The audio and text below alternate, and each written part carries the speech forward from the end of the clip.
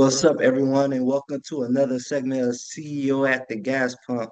Today, guys, we have a special guest, Dr. Erica Pouncie. She is a readjustment therapist for transitioning soldiers and veterans, and also she's a teacher at University of North Texas. Dr. Pouncie, how are you doing today? I'm doing good. How are you doing today? Doing well. Thank you for taking this time out, to have this discussion with me. Oh, most definitely. Thank you for inviting me. Of course, of course. So let's jump right into it. So could you give us a brief background on you and your profession? Yes. So I'm originally from New York. I'm from Long Island. My profession, starting off, I've always been into numbers and coming from a military family. I didn't go directly in, but I knew I wanted to work within the field of military and veterans just because of all the transitions of my own family members um, and loved ones and friends. And so I actually went to school. Business is my first degree with an emphasis in management and finance. And I ran vocational schools and worked on the GI Bill side. And so prior to even working with GI Bill, I worked in like procurement. It was called purchasing back then. But ended up going vocational route, welding, automotive, HVAC. Worked a lot with post 9/11 GI Bill. Ended up in Texas basically because my family, my mom and my stepfather relocated here, and my grandmother, and worked with that part of the more of the for-profit schools, the vocational end. Ran those type of schools, uh, not just the welding side, but then the pharmacy tech side, dependents of veterans or dependents of active duty. And it's funny working the business side and, getting helping with the academia side. One of the things that I saw was a gap was even though we had good professors or good instructors for the classroom, however, there was a gap between being able to work with soldiers coming out from active duty and being able to transfer not just the information, but also being able to help them adapt to their adjustment. And so, meaning like being in the shop in a weld and loud noises, and how the hypervigilance of that impaired sometimes them getting some of the help that they needed, or being able to adjust to the classroom, but then also the instructor being able to help them adjust with that adjustment, which is what made me decide to become a clinician. On top of the, you know, the other nuance of coming out from active duty, and maybe you worked on the pipeline or maybe working as a diesel tech and having to come back to the States, and you can't even get a job in that unless you have what we consider a certification, HVAC, any of those things. So Mm. just having to go through all that, which led me to being an actual one, deciding to be a therapist, to be boots on the ground to help with that transition, understanding both sides. And so, which has me now, so everything that I did on the post 9/11 and the GI Bill and working in vocational trade, people don't realize how much your job and your vocation, your MOS and active duty Mhm. plays a part to the mental, the mental piece, and how the mental piece can also affect that as well. So I'll Yeah. bridging that gap and being able to do both sides basically, which has been, it's, I don't even call it a job. It's just what I do, and it's what I love. It's my passion. And so helping them understand both sides.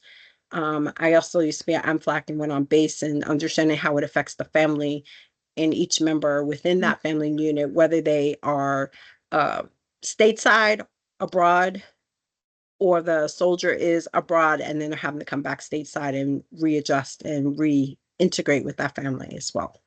So And that's where it takes me at now. And so being as a professor and working at the university and working in the counseling field, my thing is also to educate, because we also have active duty who are in school. We have veterans who are in school, but then also a lot of people don't realize out of the um the 86 million veterans that we have in the United States, there's only 18 million that actually use the VA. So typically, the other people who touch them are going to be individuals who are civilians who may not be educated on working with our population.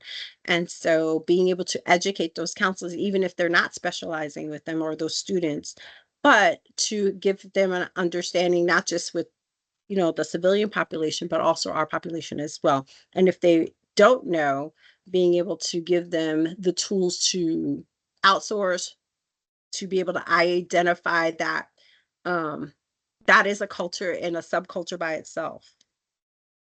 Okay, so you train so you train counselors that will work with veterans, and I think that's important because I know just from other veterans telling me, and when they talk to their counselors, they don't feel that type of connection, or a lot of times they're not veterans, so the veteran looking at the counselor like you don't really understand me, and and a lot of times they always get different counselors switch, so they never get to build that type of relationship, so they don't really get that help. But what do you see as the biggest problems for veterans and transitioning soldiers when they're coming out? A couple different things.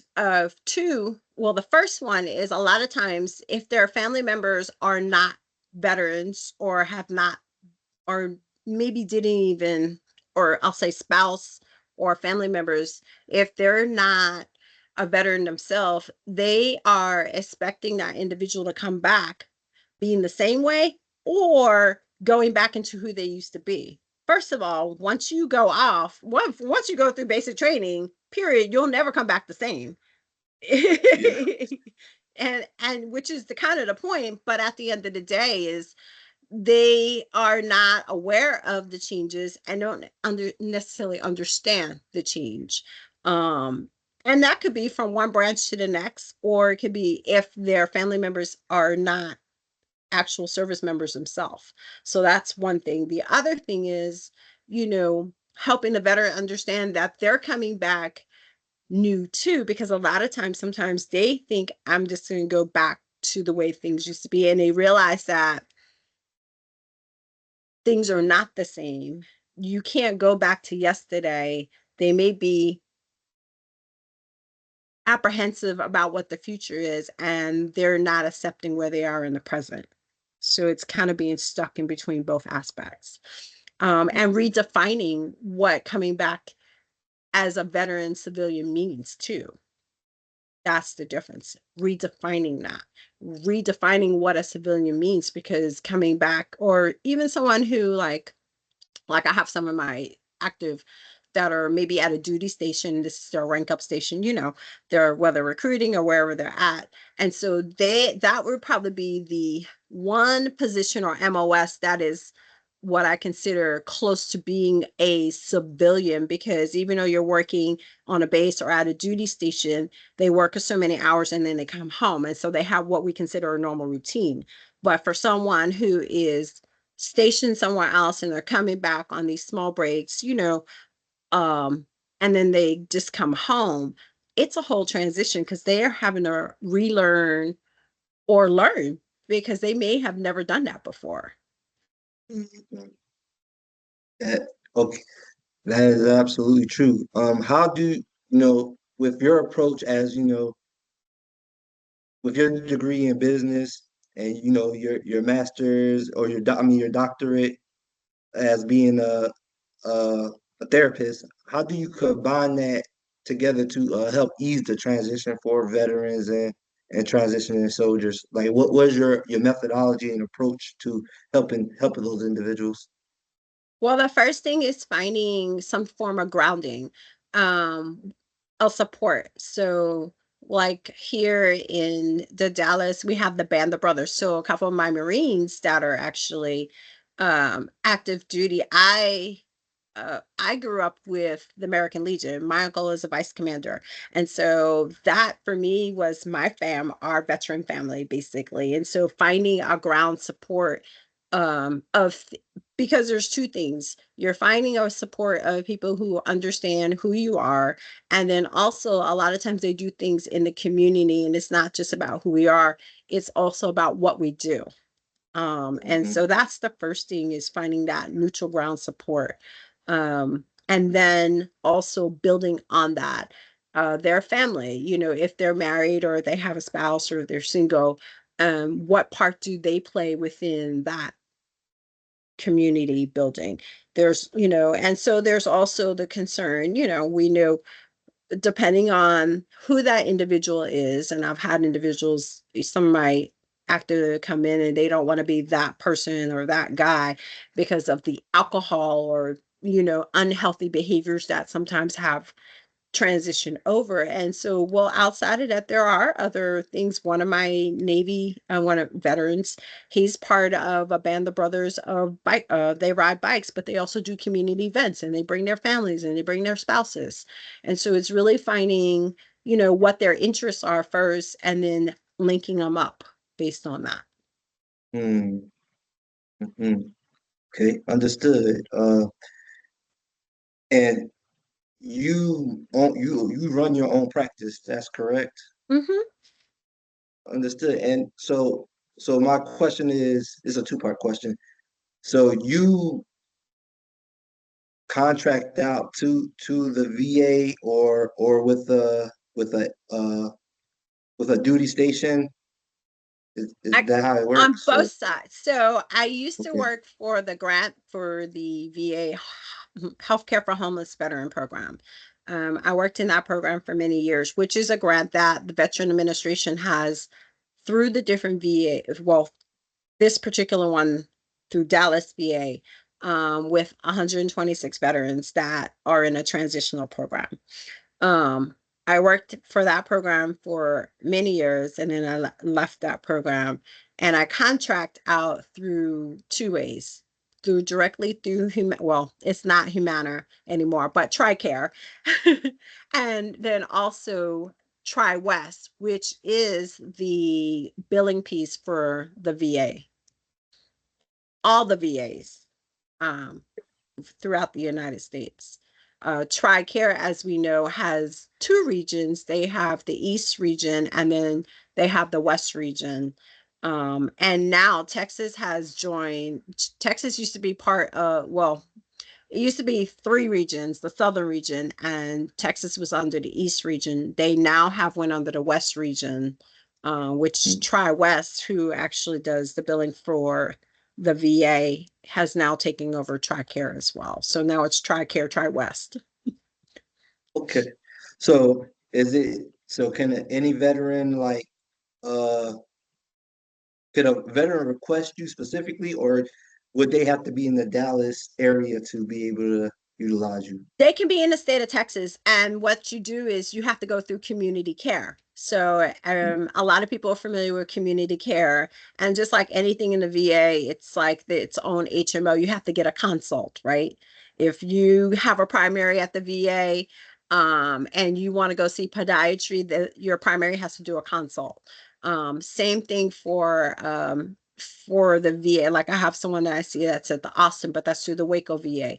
Through mental health, you have to get a consult. And so yeah, they can see me if they want to request me. I just had someone recently, I was actually seeing him through his own insurance through Blue Cross Blue Shield through company, and now he's actually service connected. And I suggested, I was like, well, you can do it through community care, so you're not having to pay all these out of pocket expenses, and have the VA do a consult, and he just got approved. So, Great. Yeah, that's mhm. great. Yeah, that's good. Because veterans, like I said earlier, being able to have that person, that you could just talk to, and that, you could build that relationship, and they trust you, and it is easier for them to talk to you. I think that makes all the big difference. I would like to switch gears, as as you owning your own practice and with this wave of dismantling DEI, could you tell me how or if has it affected your business or how has it affected you from the employer side and as an employee? No, it hasn't affected my business because I think, um, first of all, it's an established business and I already do business. However, what I will say, what it has affect, even though we say it, when some of these dismantles have come about, when we say it's not going to affect a veteran, that I disagree because it's already kind of short-handed, Mhm. kind of in the VA. So there's some pros and cons. There are some pros to where I feel like it's made people do their job per se, or kind of like put a spotlight on creating a sense of urgency to get things done that may have been set to the side or defocused. However, there's a catch 22 where maybe some people have left. And prime example, with the VA, for Dallas VA, we have how Dallas has their mental health laid out is you have the gold team, which are just kind of basic general diagnosis, depression, anxiety. Then you have the diamond team, which is more of your mood disorders, trauma, PTSD. And so we know what falls underneath that, right? And then you also have your copper and silver. Well, the way they're laid out, there have been some individuals that have left. And so, and when your primary leaves, what happens? That's the person who normally signs off on your medications, who signs off on those consults, community care consults. Even though community care may get it, it goes back to the primary doctor. They have to sign off on it. And so I've had some things that have been sitting in limbo. But I will say that they have grabbed individuals from other departments to help move those things along. So what do you feel is the biggest disconnect with, the VA and with veterans? Well, I will say, I'm going to say this is where, for me, it's a little bit different because I've worked on the VAs on that side of the VA and I know how to navigate through the VA. However, I'm a unicorn as opposed to maybe other community providers who don't necessarily understand how to navigate with the government and the VA. And so with that, that's where I can see a problem, because they may not know. I know where to call at the VA, or I actually go up to the VA. I have friends that work up at the VA. And so I know how to navigate and do business, but everybody does not. And so, which makes me wonder, like, a pre-auth that needs to go through. I know how to go through the back door, and I actually have access to the portal as other providers do, but a lot of them don't use it because of the fact that maybe veterans aren't their primary, or military are not their primary patient per se. Mhm. My primary is because that's my specialty and that's, where I came from.